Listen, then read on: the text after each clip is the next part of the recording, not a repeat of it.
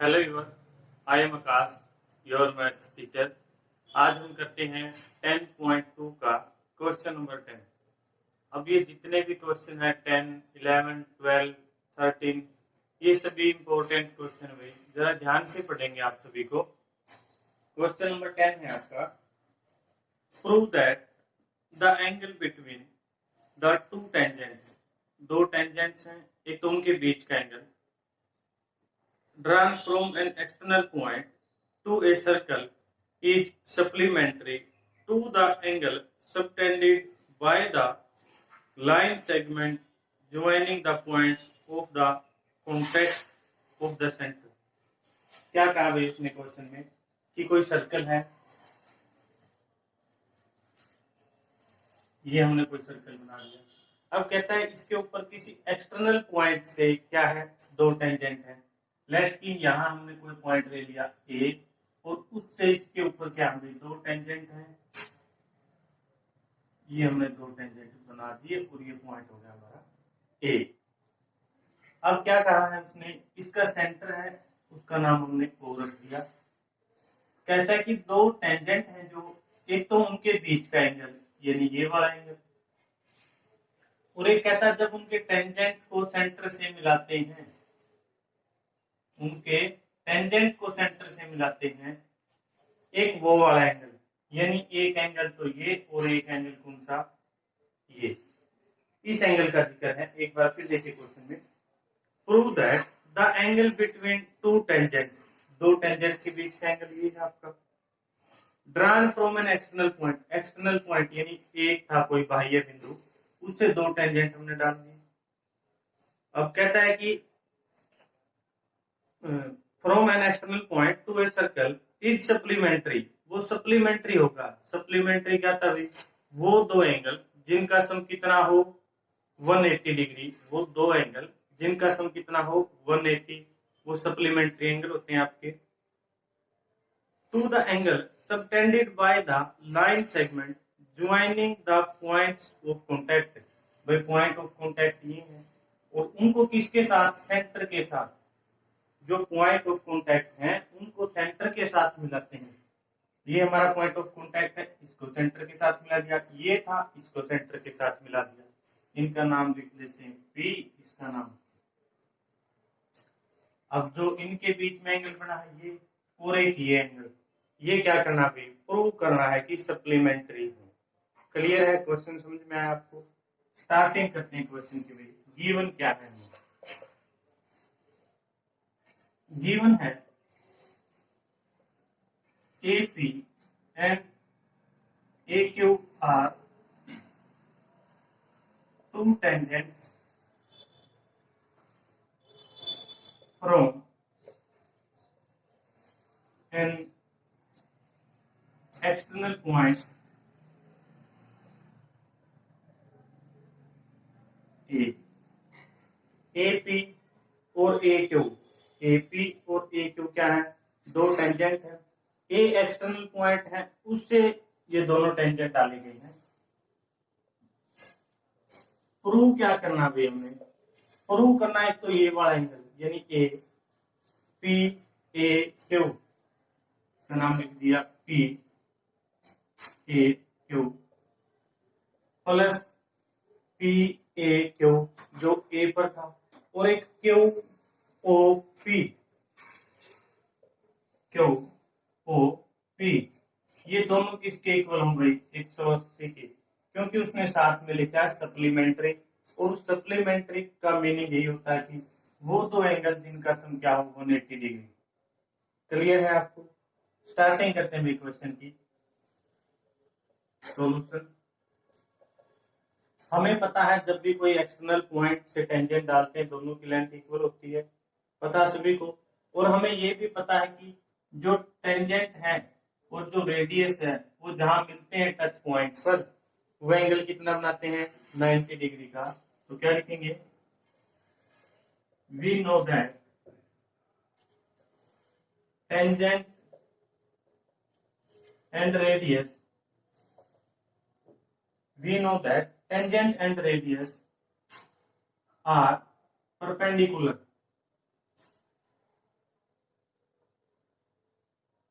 Perpendicular on touch point या point of contact,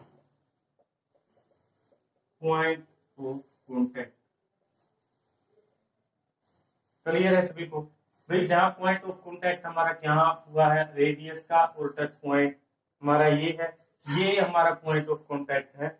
यहाँ पर दोनों क्या होते हैं, परपेंडिकुलर होते हैं, यानी 90 डिग्री का एंगल। तो हम यहाँ से क्या लिखेंगे कि इसने भी यहाँ 90 बनाया है और इसने भी, तो क्या लिखेंगे, एपी टेंजेंट है, परपेंडिकुलर है किसके ऊपर भाई, ओपी पे, एंड ए क्यू परपेंडिकुलर है ओ के ऊपर। एपी टेंजेंट था, ये रेडियस है ओपी, ये परपेंडिकुलर इसके ऊपर, यहां से ये इसके ऊपर परपेंडिकुलर। तो क्या पता चला भाई हमें यहाँ से कि angle O P A 90 degree, कि जो पी पर एंगल बना है वो कितना है, 90 डिग्री। और यहां से क्या पता चला, ओ क्यू ए वो भी कितना है आपका 90 डिग्री। ओ पी ए यानी पी पर जो एंगल है, ओ क्यू ए जो क्यू पर एंगल है, वो दोनों क्या है आपके 90 डिग्री। ये हमें यहां से पता चल गया है। फिर हमें पता है कि चार साइड होगी इसकी 1 2 3 और 4, जिसकी चार साइड है वो क्या है, क्वाड्रिलेटरल, और क्वाड्रिलेटरल के सभी एंगल का सम कितना होता है भाई, 360 डिग्री। उसकी हेल्प लेंगे हम यहाँ से।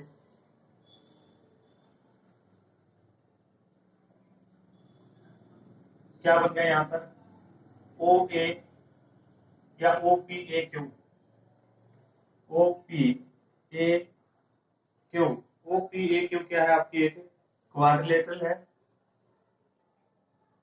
ओ P A Q is a quadrilateral.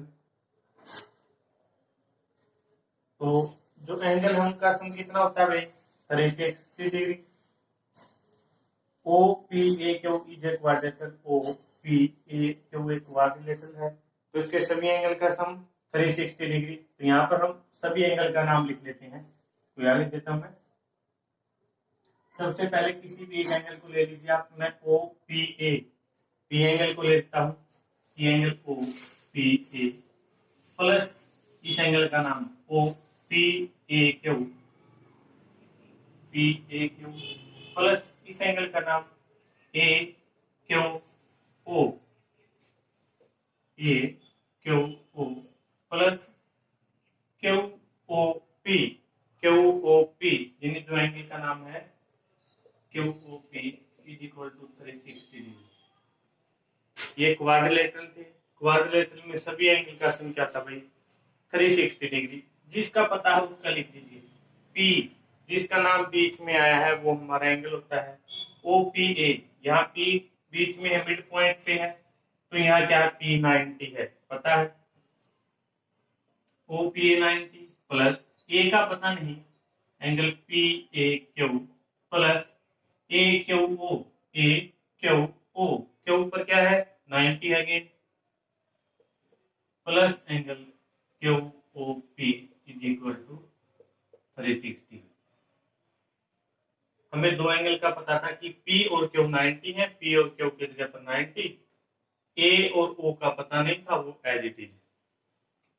इनको ऐड करेंगे 90 90 180 plus A P A Q plus Q O P is equal to 360।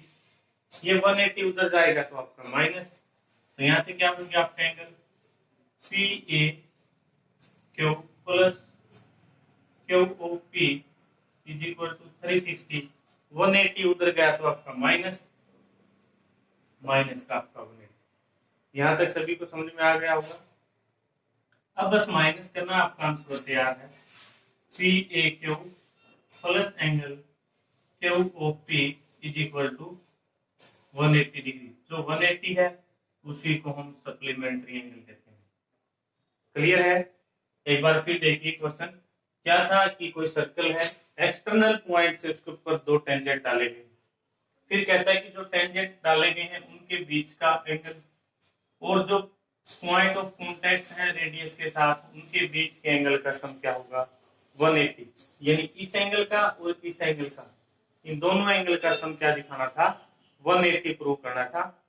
तो हमने क्या किया, क्वेश्चन में सबसे पहले गिवन क्या है, फिर प्रूव क्या करना है आपने, उसके बाद आप जो स्टेटमेंट लगाते हैं कि टेंजेंट और रेडियस 90 होते हैं दूसरे को टच पॉइंट पर, उसकी हेल्प से फिर क्वाड्रिलेटरल की हेल्प ली, क्वेश्चन को सोल्व कर दिया। इसी तरीके से आपने एग्जाम में करना है अगर फुल मार्क्स लेने तो।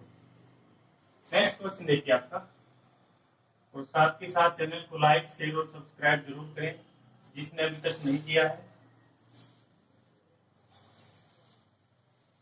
अच्छे क्वेश्चन है आने वाले, ये जो सभी क्वेश्चन है फ्री के मार्क्स में, अगर आप एक बार भी अगर अच्छे से पढ़ लेते हैं इन क्वेश्चनों को, इतना ज्यादा कुछ है नहीं, लेकिन समझना जरूर होगा क्वेश्चन में क्या कहा गया है, क्या पूछा गया आपसे।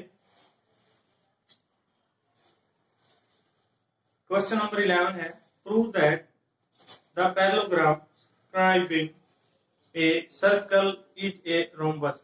Circumscribing is a circle is a rhombus. कि भाई कोई सर्कल है वो रोम्बस के अंदर है, सॉरी सर्कल पैरेललोग्राम यानी कोई आपका सर्कल है, थोड़ा बड़ा बना देता हूं ताकि आपको क्लियर रहे। क्या कहता है कि कोई सर्कल है, जो ये सर्कमस्क्राइबिंग वर्ड लिखा है उसका मीनिंग क्या भाई, कि एक ऐसा पैरेललोग्राम है जो उसको टच करता है, कट नहीं करता कहीं पर भी, जो उसको सिर्फ और सिर्फ क्या करता है भाई टच।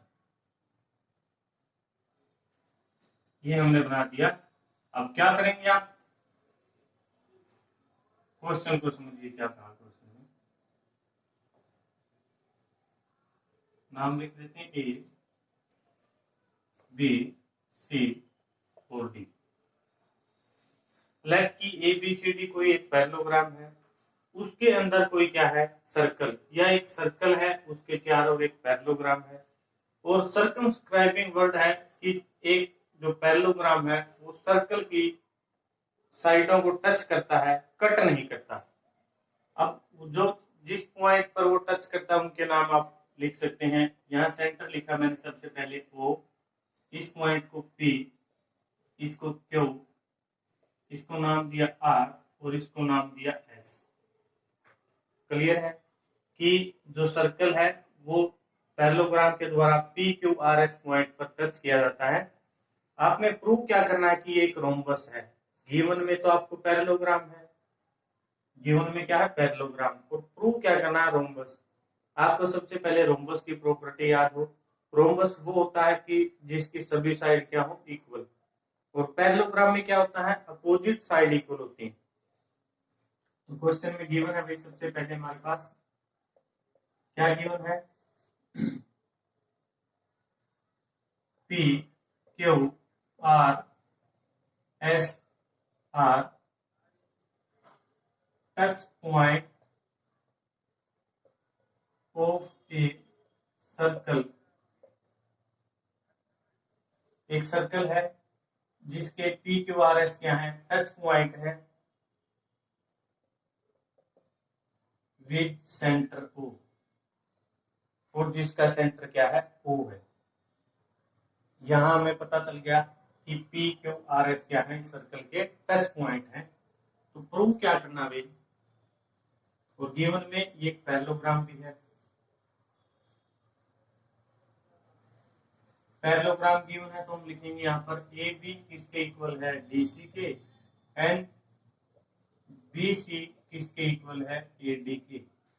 ये वाली side A B D C के इक्वल है और बी सी साइड किसके इक्वल है ए डी के। ये हमने लिख दिया कि ए बी डी सी के इक्वल है और बी सी ए डी के इक्वल है। प्रूव करना भी आपने ए बी किसके इक्वल है बी सी के, बी सी किसके इक्वल है सी डी के, और सी डी किसके इक्वल है डी ए के। यानी आपने चारों ही साइड इक्वल दिखानी है, ए बी किसके इक्वल है बी सी के, बी सी सी डी के, और सी डी किसके डी ए के। क्लियर है। कि इसकी चारों भी साइड इक्वल दिखाइए आप। सॉल्यूशन में क्या है भाई आपका, आपको पता है कि ए एक एक्सटर्नल पॉइंट है, एक्सटर्नल पॉइंट से एपी और एएस दो क्या है, टेंजेंट। जब भी एक्सटर्नल पॉइंट से दो टेंजेंट डाले जाते हैं दोनों की लेंथ क्या होती है, इक्वल। तो आप लिखेंगे यहाँ पर we know that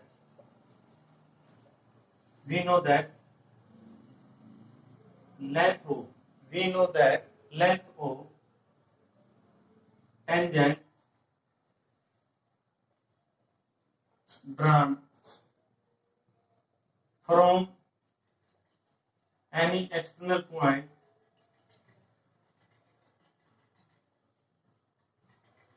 on a circle are equal length। कि भाई जो एक्सटर्नल पॉइंट है उससे सर्कल के ऊपर जो टेंजेंट डाले जाते हैं उनकी लेंथ क्या होती है, इक्वल। या आप ये भी लिख सकते हैं एक्सटर्नल पॉइंट से लेंथ एपी और एएस क्या है हमारी, इक्वल है, ये आप लिख सकते हैं। अब हमें इस चीज का पता है कि जो एक्सटर्नल पॉइंट है उसकी लेंथ इक्वल है, तो उसकी हेल्प से हम क्या लिख सकते हैं कि एपी किसके इक्वल रहेगा, हमारा एएस के। मैंने लिखा A P is equal to A S. या आप यहाँ पर लिख सकते हैं आगे कि length of two tangent from external point, length of tangent from external point, कि वे किसी बाह्य बिंदु से सर्कल के ऊपर जो टेंजेंट डाले गए हैं उनकी लेंथ क्या रहेगी, इक्वल रहेगी। अब हमें पता है जब बी पॉइंट पर जाते हैं बी भी सेम कंडीशन रखता है कि मैंने भी बीपी और बी क्यू क्या की है, दो टेंजेंट डाले हैं, दोनों की लेंथ इक्वल होगी बीपी और बी क्यू की। तो आप क्या लिखेंगे यहाँ पर,